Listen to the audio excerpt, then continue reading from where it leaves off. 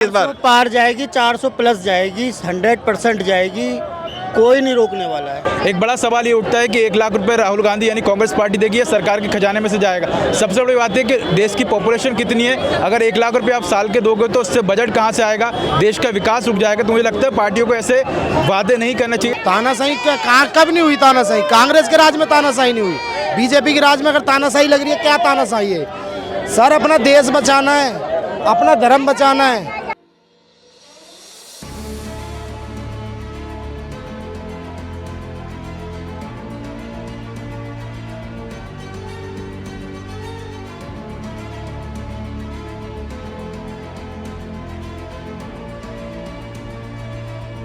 पूरे देश भर में चुनाव का माहौल गर्म है और हम सब खड़े हैं उत्तर प्रदेश के मथुरा में, मथुरा वृंदावन की गलियों में। और ख़ास बात यहाँ पर ये है कि यहाँ पूरे भारत के लोग इकट्ठा हैं, तो हमें बताएंगे कि क्या माहौल है चुनाव का।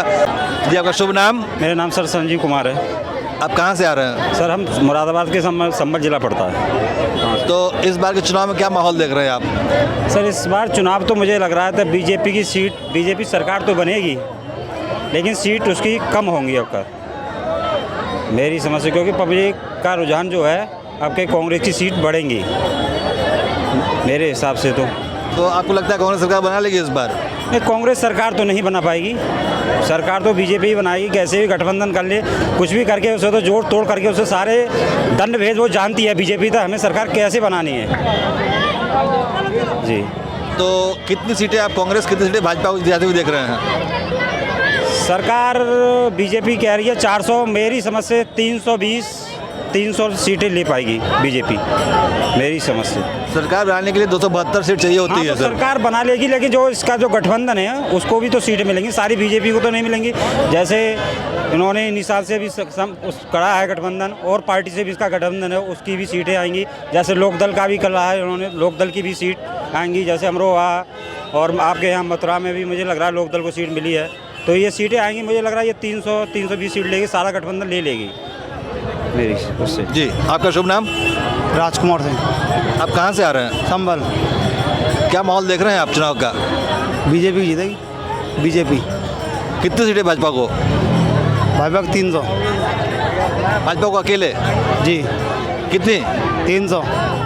300 सीटें दे रहे हैं भाजपा को इस बार आप? आपका आकलन 300 सीटों का है जी। आपके क्षेत्र में क्या माहौल है? बीजेपी निकलेगी।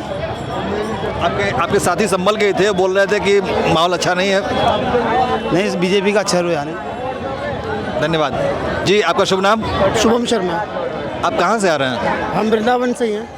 अच्छा, बढ़िया, ये अच्छी बात है। देखिए, पहली बार वृंदावन में खड़ो के वृंदावन का एक आदमी मिला है हमें।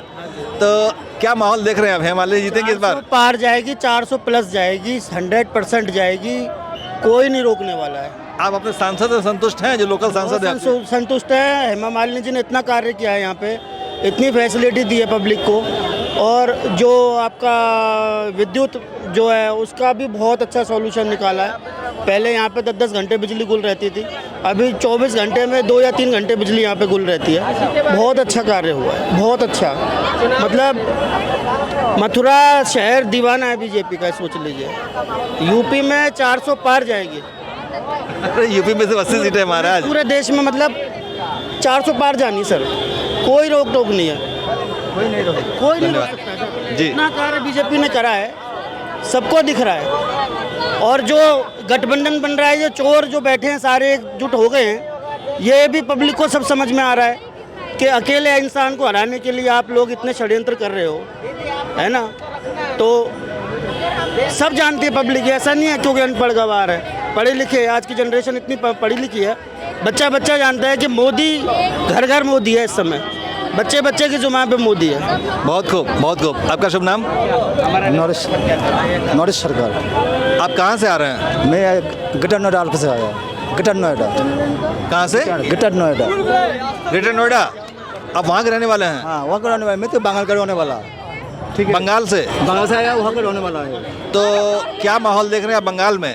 बंगाल में तो बीजेपी तो आएगा। बंगाल में बीजेपी और ममता बनर्जी? बहुत नहीं। तो क्यों लगता है आपको कि भाजपा मजबूत हो गई है, ममता बनर्जी कमजोर हो गई है? पता नहीं, तो बीजेपी थोड़ा अच्छा काम करते हैं ना, बीजेपी तो अच्छा काम करते हैं। मैं देखा है, मैं तो ग्रहण रहता है ना, वहाँ पे पहला तो बहुत दिक्कत होगा हमारे यहाँ पे 20 साल हो गया, ठीक है, ग्रहण हमारा 20 साल हो गया। पहला मायावती आया, मुलायम सिंह आया, तो थोड़ा दिक्कत कर रहा है, रास्ता घाट थोड़ा पोजिशन करते हैं। अभी तो ठीक चल रहा है, बीजेपी सही है। धन्यवाद। और बीजेपी आएगा। Thank you sir, thank you so much. तो हमारे साथ वृंदावन में पूरे देश का एक छोटा मिनी भारत दिखाई दे रहा है। मतलब एक सज्जन मौजूद है, क्या नाम है आपका? मैं कर्नाटक से हूँ, वासु शेठ बोल के, कर्नाटका कुमटा से, कारवार डिस्ट्रिक्ट से। ये साल हमारे को मोदी आना चाहिए, मोदी रहेगा तो हमारा देश अच्छा रहेगा। सर आप किससे बोल रहे आना चाहिए? लाना तो आपको ही है। हाँ, आप किससे डिमांड कर रहे हैं कि आना चाहिए? आप लाना तो आपको, जनता आप बीजेपी है। आना चाहिए, बीजेपी आना चाहिए। हमारा देश बचाना है तो बीजेपी चाहिए, नहीं तो बीजेपी नहीं आएगा तो हमारा देश बिक जाएगा 100%। ऐसा क्यों लगता है आपको? क्या है वो, बीजेपी आने से हमारे को अच्छा हुआ है कि राम मंदिर बन गया, और अभी बहुत कुछ बाहर का सब ये हो रहे हैं, बाहर जा रहे हैं, अच्छा हमका रिलेशन हो रहे हैं। इससे क्या होता है, हमारा देश आगे बढ़ेगा। हम लोग इतना साल तक ये कर रहा था, बाहर वाला हमको इतना ये नहीं करता, बहुत इज्जत दे रहे हैं, इसलिए हमको मोदी चाहिए। लेकिन आपने कर्नाटक में इस बार विधानसभा में मोदी विधानसभा में तो कांग्रेस आया, लेकिन इसमें बीजेपी आएगा 100%। देखिए लगभग 1 साल होने को आया, तो आप क्या फर्क देख रहे हैं? कांग्रेस अभी आया है कर्नाटक में, कांग्रेस से सब बिका हुआ है, सब ये देता है, वो देता है। ये किसको नहीं चाहिए कर्नाटक में कि ये सब किसको नहीं चाहिए, लेकिन देश अच्छा होना चाहिए, राज्य अच्छा होना चाहिए, इसके लिए बीजेपी चाहिए। ओके, धन्यवाद। धन्यवाद। तो अब हमारे पास सामने युवा भारत मौजूद है, यंग इंडिया। भारत की पॉपुलेशन लगभग 60% पॉपुलेशन युवा है। हमारे साथ युवा लड़के मौजूद हैं। क्या नाम है आपका? सर मेरा नाम उदय है और हमारे सारे दर्शक उदय इंडिया ही देख रहे हैं। तो कहाँ से आए हैं आप? सर मैं मध्य प्रदेश भोपाल से आया हूँ और मैं एक जर्नलिस्ट ही हूँ। मतलब आप सीधे बोलिए, कोई दिक्कत नहीं, माइक हमारा कैच करेगा। तो एमपी में क्या माहौल देख रहे हैं आप, किस पार्टी के पक्ष में? सर मध्य प्रदेश की अगर बात की जाए तो जिस प्रकार से विधानसभा के चुनाव में अनएक्सपेक्टेड था कि बीजेपी आएगी, लेकिन बीजेपी आई, और लोकसभा चुनाव में भी इसी तरह से लग रहा है कि सभी जो 29 लोकसभा सीटें उस पर बीजेपी ही आएगी। अकेले छिंदवाड़ा में थोड़ा सा कंपटीशन टफ है क्योंकि वहाँ कमलनाथ है, नकुलनाथ है वहाँ पर। तो हालांकि बीजेपी की कोशिश है कि वो भी एक सीट फतेह की जाए, लेकिन लगता है ऐसा है कि सभी लोकसभा सीट पर बीजेपी ही आएगी। और अगर मैं यहाँ की बात करूँ तो मैंने यहाँ पर देखा कि कुछ बीजेपी ने ऐसे कैंडिडेट उतारे हैं, जैसे कि मान लीजिए हेमा मालिनी को यहाँ से टिकट दिया गया है, लेकिन जब मैंने यहाँ के लोकल लोगों से बात करने की कोशिश की तो उनका यही कहना था कि हेमा मालिनी पिछले 10 साल से यहाँ आई नहीं है और विकास के नाम पे यहाँ कुछ हुआ नहीं। तो मुझे लगता है बीजेपी को ये जो चेहरे होते हैं अभिनेता, इनको ना उतार कर जो यहाँ के लोकल चेहरे हैं जो यहाँ काम कर रहे हैं उनको टिकट देना चाहिए ताकि वो यहाँ से जीते। अब अभिनेता लोगों को उतार दिया, मुझे लगता है वो मुंबई में ज़्यादातर समय रहते हैं, लोकल लोग यहाँ जाते हैं उनका विजिट करने, तो वो अवेलेबल हो। अच्छा, एक सवाल आपके एमपी का, मामा जी को कुर्सी से हटा दिया, आपको बुरा नहीं लगा? नहीं, देखिए अनेक लोगों को मौका मिलना चाहिए। अगर रिपीट मामा ही होते रहेंगे तो बाकी लोगों को मौका कब मिलेगा? उनको भी ज़रूरत है कि चीज़ें बदलें ताकि नए लोगों को एक्सपीरियंस मिले। मामा जी से नाराज़ थे आप लोग? नहीं, मामा से कोई नाराज़ नहीं है, मामा बढ़िया है, मामा अच्छा काम किया, उन्होंने 15 साल में बहुत अच्छा काम किया। एक समय बिजली की समस्या होती थी, लेकिन अब रोड अच्छी है, बिजली अच्छी। हालांकि मामा कहते हैं कि सड़कें अमेरिका जैसी कर दी हैं, लेकिन अमेरिका जैसी नहीं है, लेकिन अच्छी सड़कें हैं। तो आप मामा जी को क्या उम्मीद करेंगे कि मामा जी सेंटर में बड़े मिनिस्टर बने? देखिए ये तो कंफर्म है कि अगर लोकसभा का टिकट दिया है तो सेंटर में तो जाना उनका कंफर्म ही है, और किसी न किसी मंत्री का पोस्ट तो उनको देंगे ही। और ये है कि अब मध्य प्रदेश से जुड़े हुए तो मध्य प्रदेश आना जाना तो उनको लगा ही रहेगा। अच्छा, नारी शक्ति भारत शक्ति, हम आपसे बात करेंगे। क्या नाम है आपका? नव्या। नव्या, आप यू आर यंग गर्ल, आप क्या माहौल देख रही हैं तो फ्रेंड सर्कल में, अपने दोस्तों के बीच, किस पार्टी के फेवर में, किस पार्टी के खिलाफ? अभी तो मध्य प्रदेश की अगर बात की जाए तो मध्य प्रदेश में तो एक तरफा ही जो है भाजपा की सरकार बनने वाली है, क्योंकि इससे पहले जब विधानसभा में वो लोग विधानसभा का इलेक्शन हुआ था तो हम लोगों ने भी जो है कवर किया हुआ था, लग रहा था कि कांग्रेस आने वाली है, पर लास्ट मोमेंट पे जो है मतलब इतनी भारी बहुमत के साथ बीजेपी आ गई तो सब कुछ चेंज हो गया। तो इस बार तो डिसाइडेड है ही कि मतलब 29 की 29 सीटों पर जो है बीजेपी आने ही वाली है। चलो, तो आप सारी कितनी सीटें दे रही है एमपी की आप भाजपा को? क्या एमपी की कितनी सीटें आप किस पार्टी की जाती हुई देख रही हैं? देखो मुझे तो इसका आइडिया नहीं नहीं हो तो लास्ट मोमेंट पे ही पता चलेगा कि कितनी जा रही है भाजपा की तरफ, कितनी जा रही है कांग्रेस मैं की एक तरफ। बात और कहना चाहता हूँ, जैसे कि जो सारी पार्टियां हैं, चाहे विपक्ष की हों या सत्ता पक्षी पार्टियां हों, अगर देखा जाए तो राहुल गांधी ने महिलाओं को सालाना 1 लाख रुपए देने की बात की है। एक बड़ा सवाल ये उठता है कि 1 लाख रुपए राहुल गांधी यानी कांग्रेस पार्टी देगी या सरकार के खजाने में से जाएगा। सबसे बड़ी बात है कि देश की पॉपुलेशन कितनी है, अगर 1 लाख रुपये आप साल के दोगे तो उससे बजट कहाँ से आएगा, देश का विकास रुक जाएगा। तो मुझे लगता है पार्टियों को ऐसे वादे नहीं करना चाहिए। भैया यही बात मोदी जी भी करते हैं। देखिए, मोदी जी करते तो मोदी जी भी गलत हैं। मैं तो कहता हूँ जो भी कर रहा गलत है। मैं ना तो मोदी जी को मान रहा हूँ ना राहुल को। मेरे लिए देश और यहाँ के लोग बाग इंपॉर्टेंट है। अगर देश का कहीं से भी नुकसान होगा तो सीधे सीधा हम सबको नुकसान है वो। और मुझे एक चीज और बोलनी है, अगर विपक्ष लड़ रहा है आपके साथ तो आप उसको लड़ने दो, ये नहीं कि आप उस पर ईडी CBI ये वाले छापे डलवाओ। क्योंकि आप देख रहे हैं कि सेंट्रल में जो बैठी हुई है आप पार्टी, उसके मतलब जितने सदन में भी आपने देखा होगा, इससे पहले सदन चल रहा था सबको निलंबित कर दिया गया। ये तो कोई रूल नहीं, आप सबको बोलने का मौका दो, सबको। मतलब आप ये कहना चाह रही है कि विपक्ष जितने भी घोटाले करे उसको छोड़ देना चाहिए? क्यों? आप बता दीजिए, बीजेपी में किसी ने घोटाले नहीं किए, वॉशिंग मशीन के थ्रू सब साफ हो जाता है। नहीं, ये गलत चीज है।